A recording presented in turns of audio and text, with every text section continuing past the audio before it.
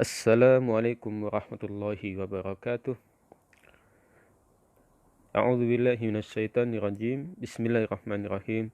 Alhamdulillahi rabbil alamin. Tsumma salatu wassalamu ala asyrafil anbiya'i wal mursalin wa ala alihi wa sahbihi ajmain.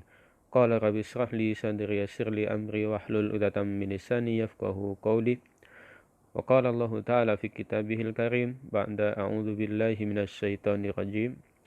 الذين إن مكناهم في الأرض أقاموا الصلاة وآتوا الزكاة وأمروا بالمعروف ونهوا عن المنكر ولله عاقبة الأمور صدق الله العظيم.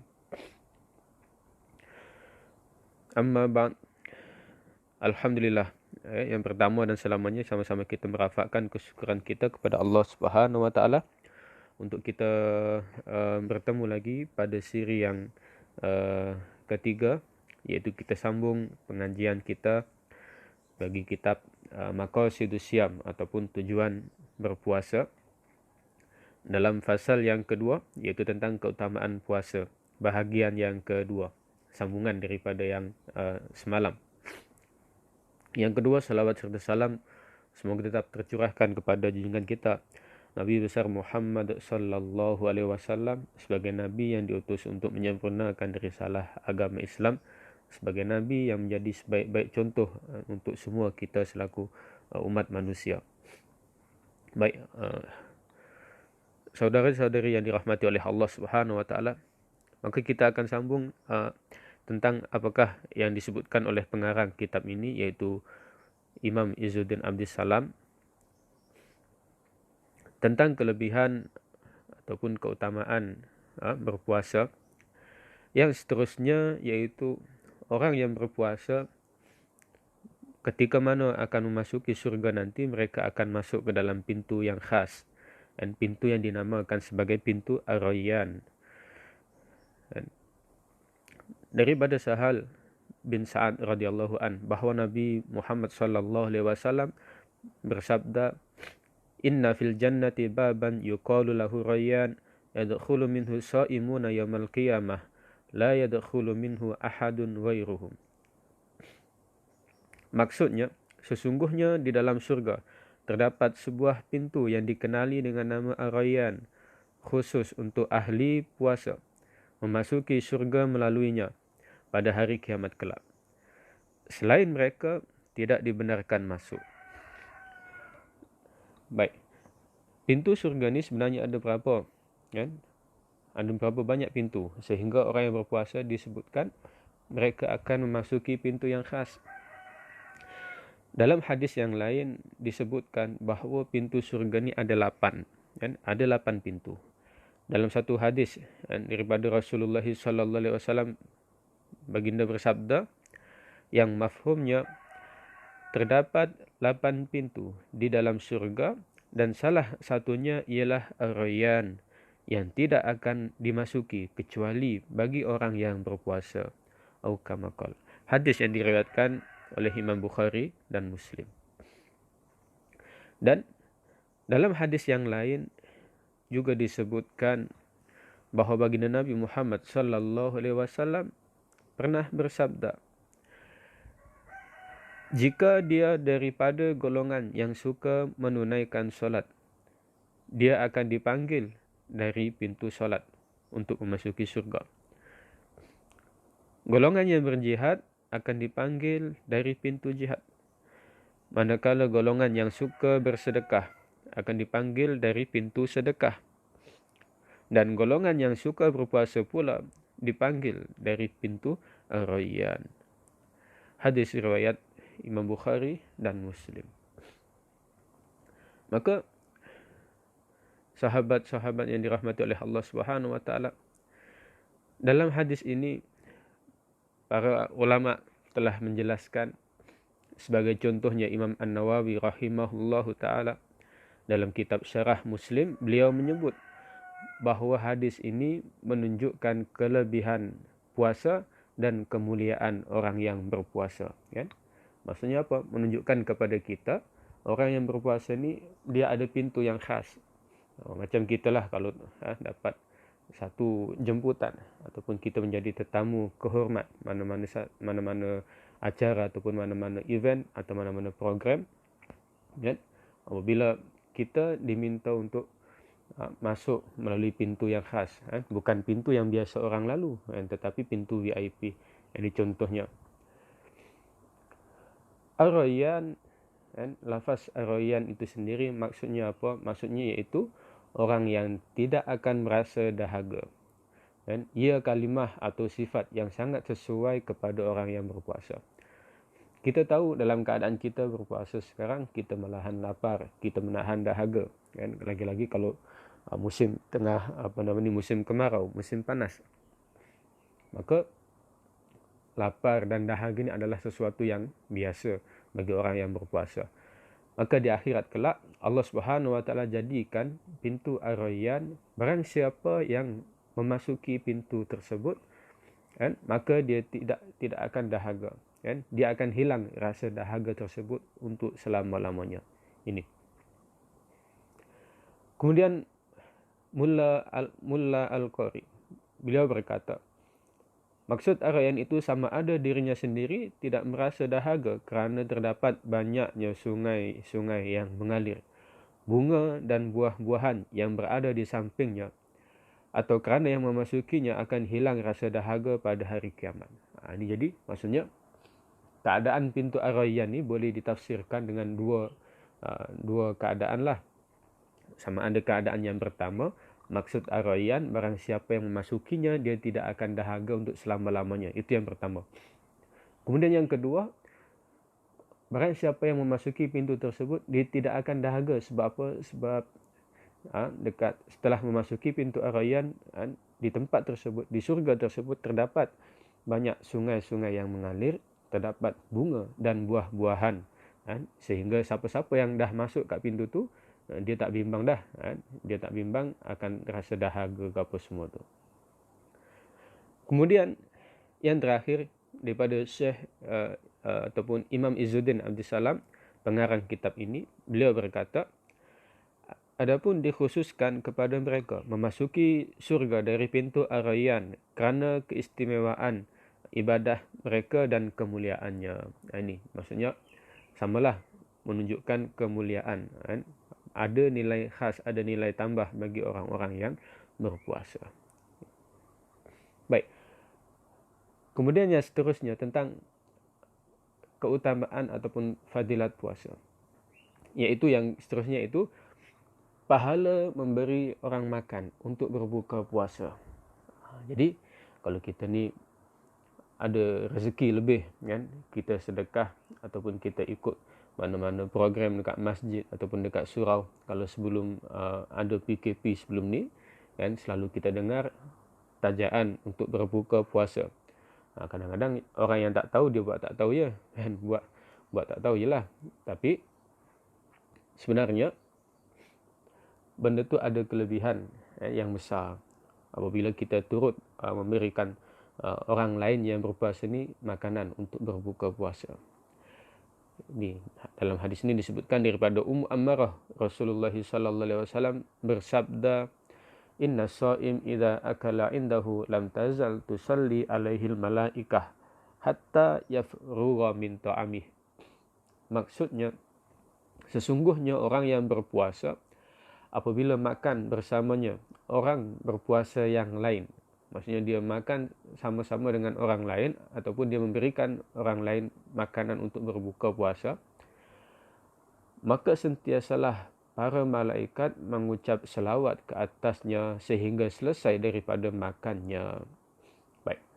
Jadi dalam hadis ini disebutkan orang yang memberikan makan kepada orang yang berpuasa untuk berbuka puasa, malaikat akan sentiasa mendoakan orang tersebut, orang yang memberi makan tadi tu, sehinggalah, kan, orang yang berbuka puasa tu selesai makan. Maksudnya contoh, kalau dia makan berbuka puasa, ambil contoh mudah 30 minit lah sebagai contohnya, kan, maka sepanjang tempoh 30 minit orang tersebut makan untuk berbuka puasa, malaikat akan berselawat ke atas orang yang memberi makanan tadi. Apa maksud malaikat berselawat ni? Maksudnya malaikat akan mendoakan, kan, orang yang memberikan makanan tadi.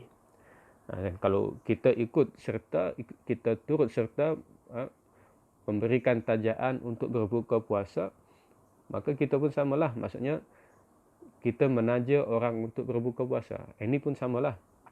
Dan malaikat akan mendoakan kita sepanjang orang tersebut makan daripada hasil yang kita sumbangkan tadi.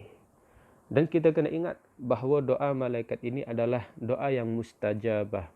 Doa yang diterima oleh Allah Subhanahu Wa Taala. Itu mahalnya doa malaikat, selawat daripada malaikat. Kan? Sebab apa? Malaikat ini adalah makhluk yang maksum. Kan? Ibadum mukramun, hamba Allah Subhanahu Wa Taala yang dimuliakan. Dia tak pernah buat dosa, dia tak pernah melanggar perintah Allah Subhanahu Wa Taala. Dan dia sentiasa taat. Kalau Allah kata sujud, dia akan sujud sehinggalah hari kiamat ataupun sehingga datang arahan yang terbaharu. Dia tak sama macam kita, macam manusia biasa. Kita manusia ada buat dosa, ada buat maksiat. Kemungkinan besar doa-doa kita yang kita minta, yang kita munajatkan kepada Allah Subhanahu Wa Taala, ada yang belum lagi diterima oleh Allah Subhanahu Wa Taala. Sebab apa? Sebab mungkin terhalang dengan dosa-dosa kita. Tetapi malaikat ini istimewa. Maka ini pahala yang begitu besar bagi orang yang memberi makan untuk orang lain berbuka puasa. Malaikat akan sentiasa mendoakan orang tersebut, kan? Selama mana orang tu tengah makan untuk berbuka puasa. Malaikat doa macam mana, Ustaz? Doa malaikat disebutkan dalam satu hadis yang lain.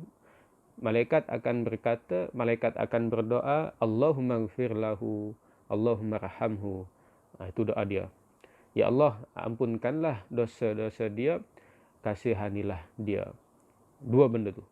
Maksudnya malaikat akan memohonkan keampunan untuk orang yang memberi makan, orang yang berbuka puasa, dan malaikat juga akan memohonkan rahmat ataupun kasih sayang. Ini benda yang begitu besar. Malaikat tolong doakan kita keampunan, malaikat tolong doakan kita untuk mendapat rahmat daripada Allah Subhanahu Wa Taala. Dan ingat, doa malaikat itu adalah mustajabah. Baik. Daripada hadis ini dinyatakan sikap dan juga sifat beberapa tokoh ulama dalam memberi makan orang yang berpuasa. Ini orang-orang yang terdahulu, para alim ulama yang terdahulu.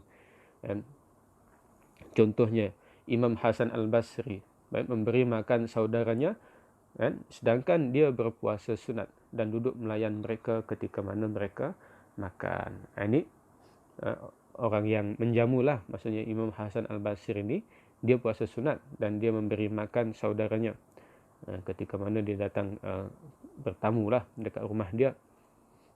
Imam Hasan Al-Basri memberikan makanan, menjamu mereka makan. Kemudian yang contoh yang kedua, Abdullah bin Al-Mubarak memberi makan kepada saudaranya ketika bermusafir dengan makanan yang lezat sedangkan dia berpuasa. Ini contoh yang kedua. Dan dia memberi makan ketika mana ada saudara yang sedang musafir singgah dekat rumah dia, dan dia pun memberikan makan dalam keadaan dia sendiri puasa. Dia jamu orang lain. Kemudian Hamad menjamu setiap malam kepada orang ramai pada bulan puasa seramai 500 orang. Ini ramai ni, Hamad. Dia menjamu 500 orang setiap hari. Bayangkan betapa banyak pahala yang dia dapat, betapa banyak doa malaikat yang dia dapat. Kemudian Abdullah bin Umar radhiyallahu anhuma berpuasa. Dia berpuasa dan tidak berbuka kecuali bersama dengan orang-orang fakir miskin. Itu kehebatan ulama-ulama terdahulu. Dia tak akan buka puasa, dia tak akan makan selagi mana kecuali dia duduk bersama dengan orang-orang fakir miskin. Maksudnya bukan sekadar duduk, bahkan dia pun turut memberikan sumbangan makan sama-sama bersama orang-orang fakir miskin. Ini. Baik. Seterusnya, dalam hadis tadi kita sebutkan bahawa malaikat ini mendoakan orang-orang ataupun berselawat kepada orang-orang yang memberi sumbangan. Kan? Apa yang kita sebut tadi selawat? Maksud selawat malaikat ni kepada manusia macam kita, maksudnya doa, kan, memohonkan keampunan dan juga rahmat daripada Allah Subhanahu Wa Taala. Maka daripada sini kita dapat melihat sebenarnya makna selawat itu ada 3, kan? Jadi kalau kita baca Al-Quran, kita baca hadis, terjumpa lafaz selawat sebagai contoh dalam surah Al-Ahzab ayat 56. Macam mana ayat dia?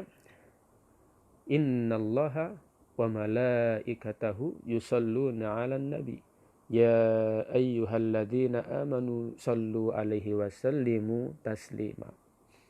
Yang mafhumnya innallaha wa malaikatahu, sesungguhnya Allah Subhanahu Wa Taala dan malaikat-malaikat Allah, kan? Yusalluna 'alan nabi, mereka ni berselawat ke atas baginda Nabi Muhammad sallallahu alaihi wasallam.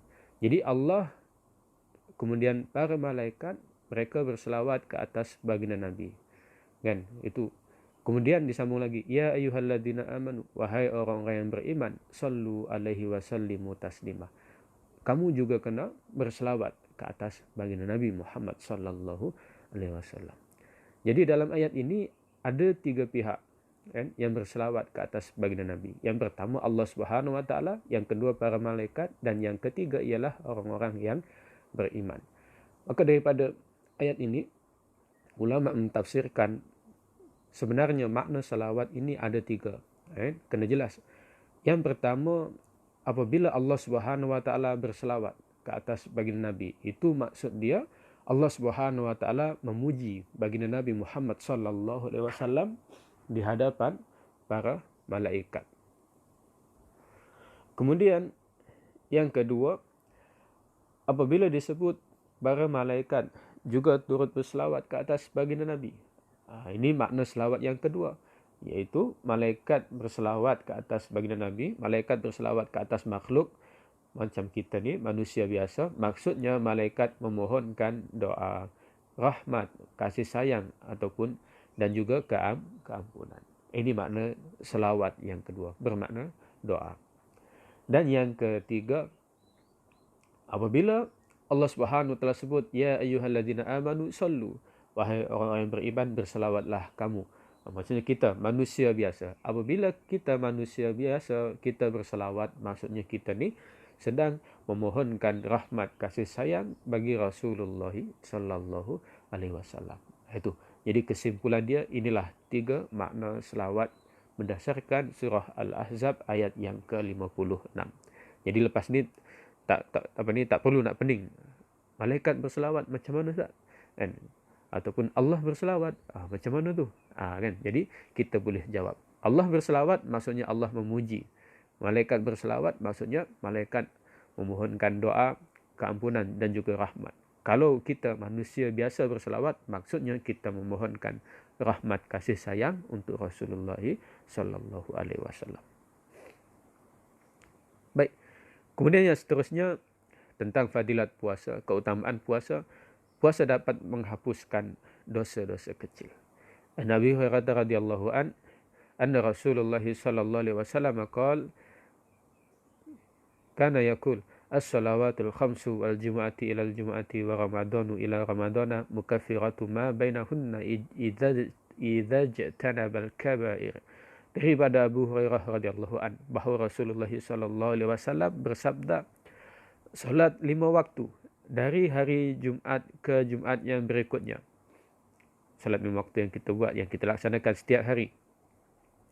Dan kemudian daripada hari Jumaat ke hari Jumaat yang berikutnya setiap minggu. Dan Ramadan ke Ramadan berikutnya setiap tahun, antara satu Ramadan dengan Ramadan yang lain, akan menghapuskan dosa-dosa di antara tempoh tersebut apabila menjauhi dosa-dosa besar. Ini. Jadi solat yang kita buat tiap-tiap hari, kemudian solat Jumaat ataupun hari Jumaat itu sendiri, dan juga Ramadan, antara satu Ramadan dengan Ramadan yang lain, dia akan menghapuskan dosa-dosa di antara waktu-waktu tersebut, iaitu dosa-dosa yang kecil, selagi mana kita menjauhi dosa-dosa yang besar. Baik. Dalam hadis ini, sambungan daripada ayat tersebut, dijelaskan lagi dengan hadis ini. An Abi Hurairah radhiyallahu anin Nabi sallallahu alaihi wasallam qala man shoma ramadhana imanan wa ihtisaban ghufira lahu ma taqaddama min dhanbihi. Muttafaqun alaih. Yang mafhumnya, barang siapa yang berpuasa pada bulan Ramadan dengan penuh keimanan, wahtisaban, dan mengharapkan keridhaan Allah Subhanahu wa taala, ghufira lahu ma taqaddama min dhanbihi, maka akan diampuni dosa-dosanya yang terdahulu. Dan muttafaqun alaih. Baik. Dalam hadis ini adalah hadis yang masyhur, yang cukup famous ketika mana bulan Ramadan.